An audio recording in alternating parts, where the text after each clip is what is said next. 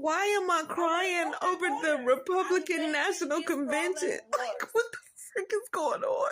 It's upsetting. It's upsetting to see this world that we're living in right now. To help immigrants Hold on, who came here illegally while. Woo, this world that we're living in right now feels like upside down land. I've been a Democrat for nearly 50 years. Why am I crying over the Republican National Convention? Like, Amber Rose did a beautiful job. Oh, she did a beautiful job. I'm so proud of her. And then all the diversity and just, I think I'm crying because it's cognitive dissonance. It's cognitive dissonance. Like, what is going on? I've been told my whole life Republicans are just all, white and racist men and all of this. I don't think I've probably ever watched a Republican National Convention. Let's start there. You don't know unless you go see for yourself and stop listening to what people tell you. It's just so beautiful. Just the patriotism, the coming together. I'm telling you, if you on the outside and you think MAGA is this horrible thing, I don't know what to tell you besides you have to see for yourself. It's beautiful.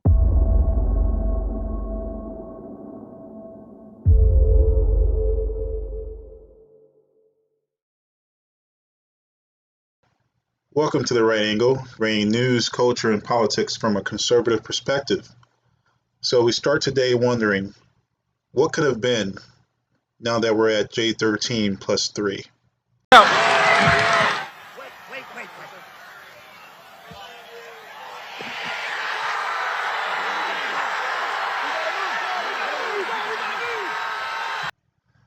But as the days start to run and wounds start to thicken and heal, the question of unity is one that remains. That's what's on my mind. Why unity, though? Why exactly unity? Why is that the call after these types of tragedies? You see it a lot from the right, you see it a little bit from the left. And I think about it, and I think it's because the better angels of our souls try to find that peace, Among those, we simply have agreements with. I mean, love them, hate them. I'm talking about liberals, not the leftists. They are our countrymen, and they do want what's best for us in their own way, I guess. But in today's world, that same yearning for peace among our people, it often meets the ice-cold nihilism of this postmodernist world. It's a false flag. False flag? Yeah, false flag. Somebody died and 2 people injured. What do you think about that? False flag. False flag. I thought it was magnificently staged. It was professionally done. It almost looked real. Wait. Staged by who? Oh, by Mr. Trump, of course. I think this whole thing is staged. You think it was staged? Yeah. It depends on everybody's view. Yeah. View of the assassination attempt? What do you think? Does it kind of depend on where you're standing, whether or not you agree with the assassination attempt or disagree with it? I just don't see that being the truth, but that's I'd rather just not make any comment. Really quick, what are you talking about the truth? What do you mean? Oh, you just don't believe it was an assassination attempt? No. Please don't. No. We're so anti-Trump. I don't even want to. Was it a bad thing, though? Was it a bad thing? Would you condemn it? Oh, that he got shot at? Of course. Yeah, you never do that. Of course, you don't do that. That's all I'm asking. Yeah, that's really bad. Yeah, exactly. You don't do that. Was it staged? Probably. So, again, when I think about unity, and then I think about unity with these types of people, rationally in my mind, I can't really comprehend how that happens. When you have these folks that are so deep in their silos, I mean, I come out of the silo often. I often like and share things from like the far left so that my feeds are filled with those perspectives.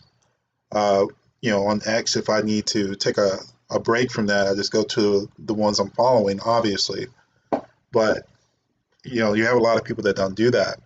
So when they get stuck in their silos, they're so filled with this hatred that, and it's crazy that even such a ridiculous notion as Trump staged his own assassination is prevalent. Like this is a main talking point. And when you see that, that's when you again get to that question about, well, how can we unify? And on the question of Trump staging his own attempted murder, well, let's take a look at that. Take a look what happened.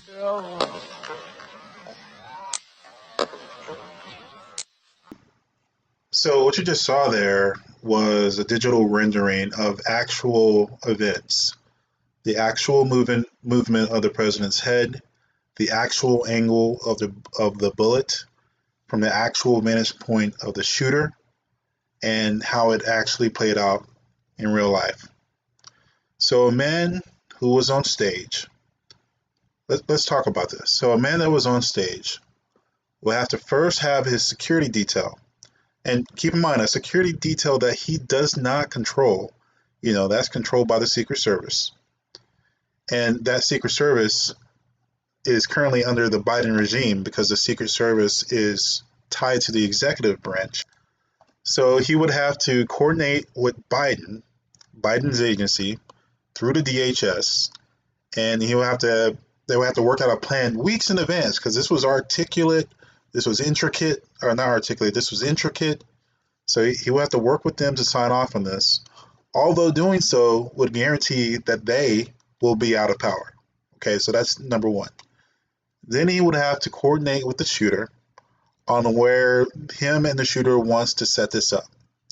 Although he has no control over that, because again, the Secret Service is setting up everything there. So, but let's just pretend Biden is with Trump on this, right? So he would have to coordinate that up. Then he and the shooter would have to practice the exact shot. The shooter would have to take that shot over and over again, just to really make it look real. And also, then that shooter would need to be okay with dying because he knows for TV, right, he has to get killed to make sure that this performance by Trump really pays off. So you got that. But and another thing on this, right, then Trump would have to practice exactly where he stands on stage, and he has to matrix his way out so he can really make that shot look good. It gets down right at the right minute, right? Then he would have to stand there, and before it goes down, doing his matrix thing, he has to dodge like 3 to 5 more bullets, and then go down looking cool. Okay, that all production value has to be there. That's really the money shot. Then one of his supporters would have to agree to die because we really want to sell it. So his family was totally into that. It wasn't like he was a loving father or anything, protecting his daughter and his wife from getting killed. No, he was all in on it. You're starting to see how ridiculous that sounds? You're starting to see how that makes absolutely no sense? Now, I will tell you, there are tons of questions about how some punk kid was able to outwit, apparently, or what they say is the most advanced security service on the planet. For instance, how did the Secret Service let a building with the perfect angle to the podium, the perfect angle, sloped angle? They're saying, hey, we can't be on slopes, although they're counter snipers on slopes. How can they leave that unguarded? And you look at it now, we got new reports that say Trump supporters alerted the authorities 30 minutes prior to the shooting. So this idiot kid who is trying to, start the next World War, apparently, like the Franz Ferdinand thing, it took 30 minutes. He apparently went back and forth from his car filled with bombs and got a scope, got a rangefinder, and got his gun, and then set up there. And people were saying that he was there this whole time. So there's questions, all right. There's things that cannot be believed, all right, that's tied to this. Those are the real questions. This stage nonsense, if I'm looking at it, all it really is hardcore cognitive dissonance, probably mixed with a heavy dose of TDS, and then you probably finish that off with a lot of stubbornness, and then just a little bit of willful ignorance. And again, you can't. That's a segment of the population you just cannot ration with. But with all that said, there are those of us, even with different ideologies, who like to stick to reality, who don't think boys can be girls or girls can be boys. And what you're starting to see out there is a sea of change to that effect. And that change is happening even from those who you at least expect it to happen from. The first person I knew who supported Donald Trump was my father. I was shocked. My entire family is racially diverse, and I believed the left-wing propaganda that Donald Trump was a racist. My father said, "No, he's not, Amber. What are you talking about?" And when I insisted, he said, "Prove it." So to prove my father wrong, I did my research and looked into all things Donald Trump. People have to do their research. I watched all the rallies, and I started meeting so many of you, his red hat wearing supporters.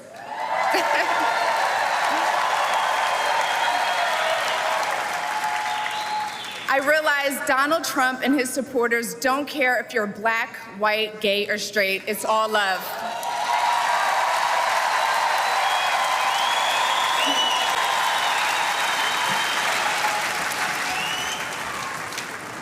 And that's when it hit me. These are my people. This is where I belong. Now, I don't know much about Amber Rose, only what I've learned about her in like the research I've done for this video. I think I've heard her name maybe once or twice before that. I'm not really into that part of our culture too much. But she's the type that we need. Not just her, obviously, more all corners of the country is what we need. But we are a big tent party. We are really the party of diversity. When the Democrats talk about diversity, they just mean skin color. If you don't agree with the Democrat platform, you get ostracized and kicked out of their utopian view of the world, right? But in the Republican Party, really the MAGA party, you are allowed to do what you want within the realms of, law. And, you have these people that come in and, again, they can really expand our base. And for those saying that she shouldn't be allowed in the movement because of what she does in her personal life, I know some of that stuff she does is kind of not stuff I would agree with. That's not the point. And yeah, it's okay for people to have opinions that says that she shouldn't be out. We shouldn't kick those people out either, even though we're trying to expand our party. That's the point. Free speech, combative thoughts and ideas, debate. That's the make away. That's really the American way. And I will say to those people, hey man, she's here. It's a positive thing, and our unity is growing. Right? People are starting to see more of what we really are. And the left will continue to slander. They'll continue to incite violence. That's just who they are. They're the true left, the far left. But we won't do that. While they do that, our movement will continue to grow. It will continue to bring in those that seek the safety of their families again. It will continue to bring in those that seek to make their pockets full again. And, it will continue to bring in those that seek to make America great again. It's just facts. But anyway, thanks for joining me today. Please like, share, subscribe, comment, you know the thing. And as always, stay curious, ask questions, think critically, and you will find the truth.